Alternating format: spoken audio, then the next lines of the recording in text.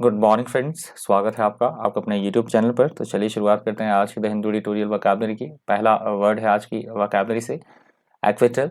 Acquittal का मतलब होता है न्यायालय से दोष मुक्त हो जाना, रिहाई हो जाना, बरी करने की प्रक्रिया, उसे बोला गया है एक्विटल।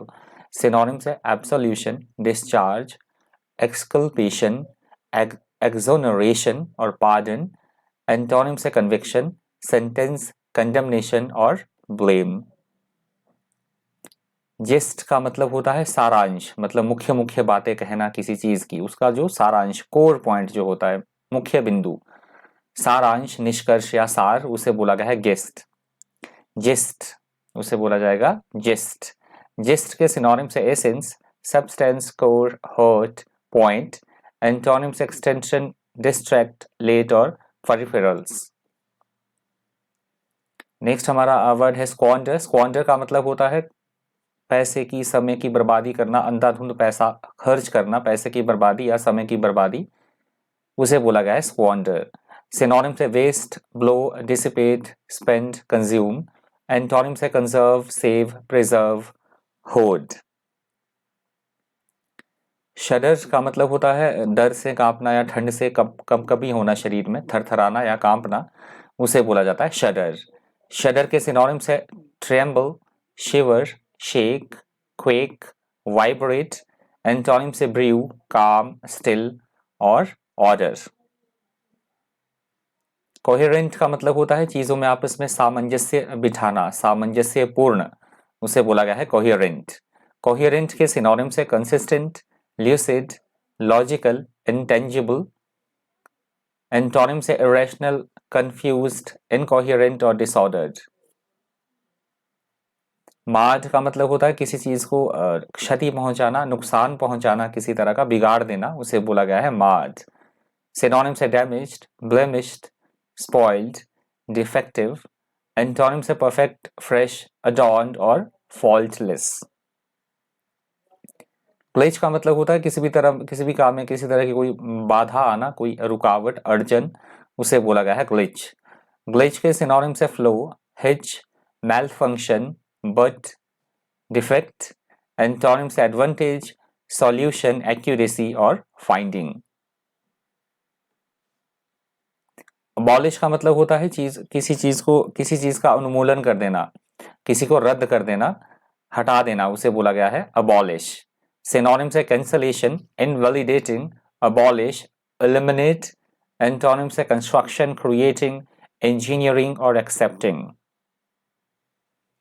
एक्सट्रिकेट का मतलब होता है चीजों को हल करना, प्रॉब्लम, डिफिकल्टी को सॉल्व करना, किसी को आजाद करना, मुक्त करना, सॉल्यूशन निकालना, उसे बोला गया है एक्सट्रिकेट।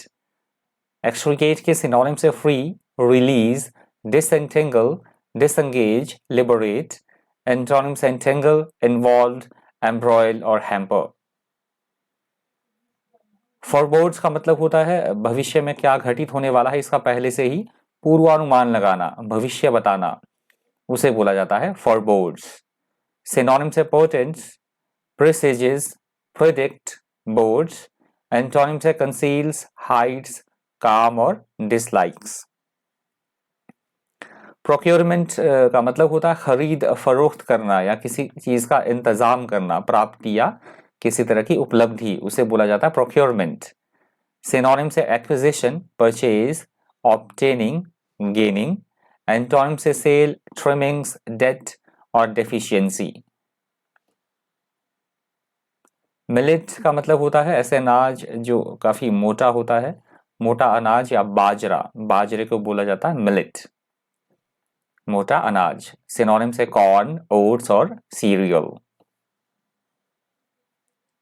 कंजर्वेशन का मतलब होता है किसी भी चीज को सुरक्षा प्रदान करना, संरक्षण करना, किसी का डैमेज होने से बचाना, किसी चीज को डिस्ट्रॉय होने से बचाना, उसे बोला गया है कंजर्वेशन। कंजर्वेशन के सिनोनिम से